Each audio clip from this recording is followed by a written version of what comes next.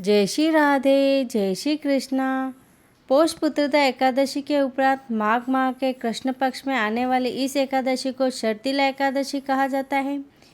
तिल स्नान, तिल का उपटन, तिल का हवन, तिल का तर्पण, तिल का भोजन और तिलों का दान, तिल के ये 6 प्रयोग इस व्रत में अवश्य करें। इसके प्रयोग के कारण यह शर्तिला एकादशी कहलाती है। इस व्रत के करने से अनेक प्रकार के पाप नष्ट हो जाते हैं। शर्तिला एकादशी का महत्व।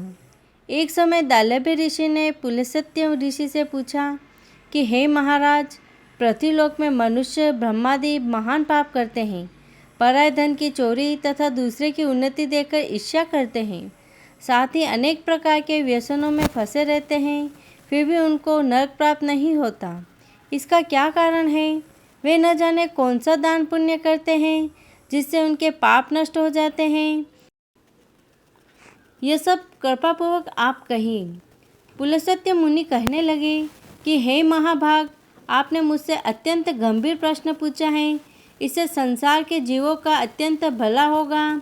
इस भेद को इंद्र आदि भी नहीं जानते, परंतु मैं आपको यह गुप्त तत्व अवश्य बताऊंगा। उन्होंने कहा कि माघ माह लगते ही मनुष्य को स्नान आदि करके शुद्ध रहना चाहिए। इंद्रियों को वश में कर काम, क्रोध, लोभ, मोह, अहंकार, ईर्ष्या तथा द्वेष आदि का त्याग कर भगवान का स्मरण करना चाहिए। पुष्प नक्षत्र में गोबर, कपास, तिल मिलाकर उसके कंडे बनाना चाहिए। उन कंडों से 108 बार हवन करना चाहिए। उस दिन मूल नक्षत्र हो और एकादशी तिथि हो तो वो अच्छे पुण्य देने वाले नियमों का ग्रहण करें। स्नान आदि नित्य क्रिया से निवृत्त होकर सब देवताओं के देव श्री भगवान का पूजन करें और एकादशी व्रत धारण करें। रात्रि को जागरण करना चाहिए। उसके दूसरे दिन धूप, दीप, नैवेद्य आदि से भगवान का पूजन करके खिचड़ी का भोग लगाएं। तत्पश्चात पेठा, नारियल, सीताफल या सुपारी का अर्घ्य देकर स्तुति करनी चाहिए। हे भगवान, आप दीनों को शरण देने वाले हैं, इस संसार सागर में फंसे हुओं का उद्धार करने वाले हैं। हे पुंडरीकाक्ष, हे विश्व भावन, हे सुब्रमण्य, हे पूर्वज, हे जगतपते, आप लक्ष्मी जी सहित इस तुच्छ अर्घ्य को ग्रहण करें। इसके पश्चात जल से भरा कुंभ यानी घड़ा ब्राह्मण को दान करें तथा ब्राह्मण को क्षमा और घो और तिल पात्र देना भी उत्तम है। तिल स्नान और भोजन दोनों ही श्रेष्ठ हैं। इस प्रकार जो मनुष्य जितने तिलों का दान करता है उतना ही 1000 वर्ष स्वर्ग में वास करता है।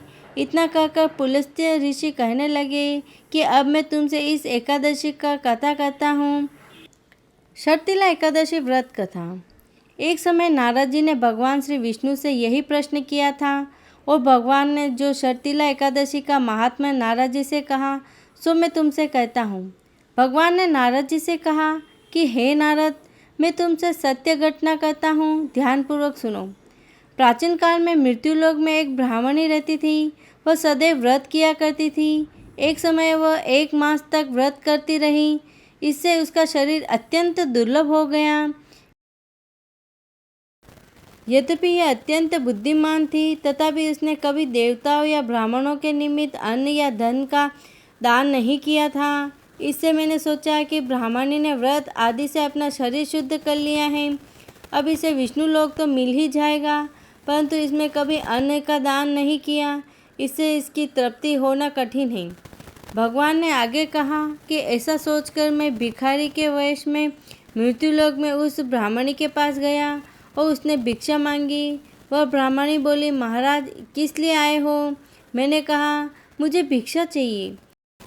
इस पर उसने एक मिट्टी का ठेला मेरे भिक्षा पात्र में डाल दिया। मैं उसे लेकर स्वर्ग में लौट आया। कुछ समय बाद ब्राह्मणी भी शरीर त्याग कर स्वर्ग में आ गई। उस ब्राह्मणी को मिट्टी का दान करने से स्वर्ग में सुंदर महल मिला, परंतु उसने अपने घर को अन्नादि सब सामग्रियों से शून्य पाया। घबरा कर वह मेरे पास आई और कहने लगी कि भगवान, मैंने अनेक व्रत आदि से आपकी पूजा की, परंतु फिर भी मेरा घर अनादि सब वस्तुओं से शून्य है। इसका क्या कारण है? इस पर मैंने कहा, पहले तुम अपने घर जाओ, देव स्त्री आएगी तुम्हें देखने के लिए। पहले उसने शर्तिला एकादशी का पुण्य और विधि सुन लो, तब द्वार खोलना। मेरे ऐसे वचन सुनकर वह अपने घर गई। जब देव स्त्री आई और द्वार खोलने को कहा तो ब्राह्मणी बोली, आप मुझे देखने आई हैं तो शर्तिला एकादशी का महत्व मुझसे कहो। उनमें से एक देव स्त्री कहने लगी कि मैं कहती हूँ। जब ब्राह्मणी ने शर्तिला एकादशी का महात्मा सुना तो द्वार खोल दिया। देवगणों ने उनको देखा कि न तो वो गांधर्वी है और न आसुरी है, वरन पहले जैसी मानुषी है।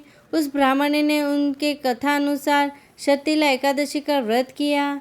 इसके प्रभाव से वह सुंदर और रूपवती हो गई। अतः मनुष्य को मूर्खता त्याग कर शर्तिला एकादशी का व्रत और लोभ न करके तिलादि का दान करना चाहिए। इससे दुर्भाग्य, दरिद्रता तथा अनेक प्रकार के कष्ट दूर होकर मोक्ष की प्राप्ति होती है। जय श्री राधे, जय श्री कृष्ण।